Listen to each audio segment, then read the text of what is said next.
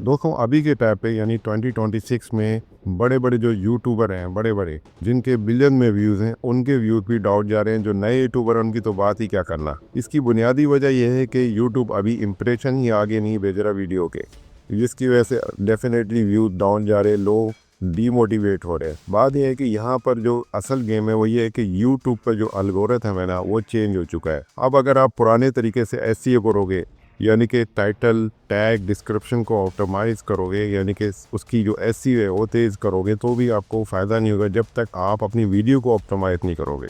तो आज की वीडियो में मैं आपको बताने वाला हूँ यूट्यूब एल्गोरिथम के वो सीक्रेट, जिससे आपकी जो वीडियो है उस पर इम्प्रेशन भी ज़्यादा आएगा, और इम्प्रेशन ज़्यादा होने से चांसेस हैं कि आपके व्यूज़ भी बेहतर हो जाएंगे। तो जल्दी से स्टार्ट कर लेते हैं। मेरा नाम है कंवर साहब, आप देख रहे हो वाईटी टेक मेंटर चैनल। चलिए शुरू करते हैं। दोस्तों सबसे पहला और सबसे इम्पोर्टेंट सिग्नल है क्लिक सेटिस्फेक्शन। अब क्लिक बेट का ज़माना जा चुका। अगर आप क्लिक बेट करते हो, कोई ऐसी चीज़ लिखते हो अपने टाइटल में या थंबनेल में जो आप वीडियो के अंदर डिलीवर नहीं करते हो, तो यूट्यूब ऑटोमेटिकली इस वीडियो की रीच को कम कर देगा, यानी इंप्रेशन डाउन होंगे। और इंप्रेशन डाउन होने से आपकी जो व्यूज़ हैं वो डेफिनेटली डाउन ही आएंगे। तो इसका एक्शनेबल पॉइंट ये है कि आपको जो कुछ भी आपने कंटेंट किसी भी नीच का बनाया, किसी भी टॉपिक पे आप काम कर रहे हो, gaming, story telling, what ever, जो भी आप कंटेंट बना रहे हो, वो उसका जब आप थंबनेल बना रहे हो उसमें जो कुछ भी टेक्स्ट लिख रहे हो वो आपके कंटेंट से रिलेट करता हो, यानी से कनेक्शन हो। टाइटल भी कनेक्शन हो, थंबनेल का टेक्स्ट भी कनेक्शन हो, उसमें जो कुछ विजुअल दिखा रहे हो वो भी उस वीडियो के कंटेंट से रिलेट करता हो। ये ना हो कि अगर आपने कुछ भी ऐसा दिखाया कि वीडियो में वो चीज़ें आपकी है ही नहीं एक्चुअली, तो ये आपकी जो रीच है इसको ख़त्म करेगा, और फिर आपको डिमोटिवेट हो जाओगे कि यार वीडियो में व्यूज़ नहीं आ रहे, इंप्रेशन आगे जाएगा ही नहीं। तो इसलिए सबसे ज़रूरी और सबसे इम्पोर्टेंट पॉइंट है कि इन चीज़ों के ऊपर ध्यान दो, यानी कि जो कंटेंट है उसी के हिसाब से आपने टाइटल थंबनेल को ऑप्टिमाइज़ करना है, डिस्क्रिप्शन को ऑप्टिमाइज़ करना है, टैग का भी वो रेलेवेंट जो टैग है उसका इस्तेमाल करना है ताकि आपकी रीच आगे बढ़े।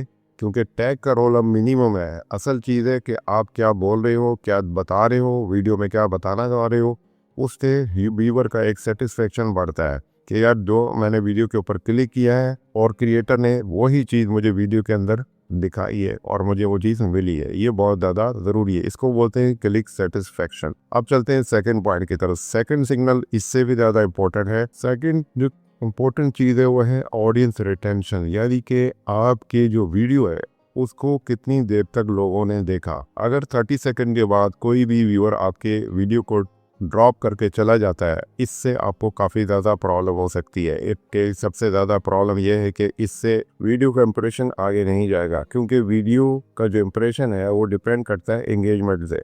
ऑडियंस कितनी देर तक आपके चैनल से, आपके वीडियो के ऊपर रोकी है। अभी के टाइम पे जो लोग अपने बी रोल का यूज़ नहीं कर रहे, या ट्रांजिशन का यूज़ नहीं कर रहे, टेक्स्ट एनिमेशन का यूज़ नहीं कर रहे, व्यूअर को एंगेज नहीं कर रहे, वो सारे के सारे क्रिएटर इस चीज़ को फेस करेंगे कि उनके इंप्रेशन आगे नहीं जाएंगे, उनकी वीडियोस के ऊपर व्यूज़ नहीं आएंगे। इंगेजमेंट ना होने का सिग्नल बेसिकली यूट्यूब को ये बताता है कि यार इस वीडियो के अंदर कुछ भी ऐसा ख़ास नहीं दिखाया गया, कोई वैल्यू नहीं दी गई है, कुछ बताया नहीं गया गया।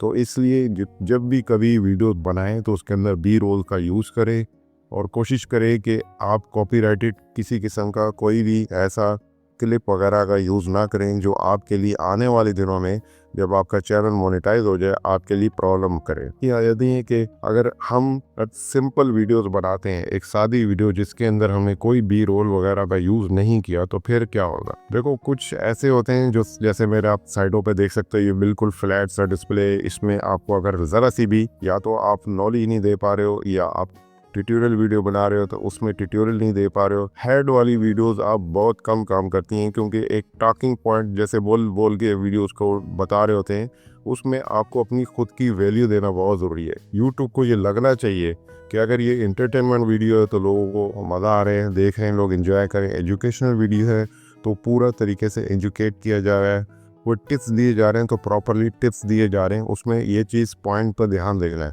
सिर्फ अपना एक नेचुरली मतलब ओपिनियन नहीं देना, बल्कि अपना एक्सपीरियंस शेयर करना है और वैल्यू देनी है अपने कंटेंट को, ताकि व्यूवर इसको कुछ समझे, इससे सिग्नल जाए यूट्यूब को और वो व्यूवर का सेटिस्फेक्शन भी हो और रिटेंशन भी आपकी बढ़ती चली जाए। तीसरा सिग्नल है वो है सेशन वॉच टाइम का। अब सेशन वॉच टाइम से क्या मुराद है? सेशन वॉच टाइम से मुराद है यूट्यूब एल्गोरिथम और यूट्यूब खुद ये चाहता है कि यार जो व्यूवर हमारे प्लेटफॉर्म पर आया है वो मैक्सिमम हमारे प्लेटफॉर्म पे रुके।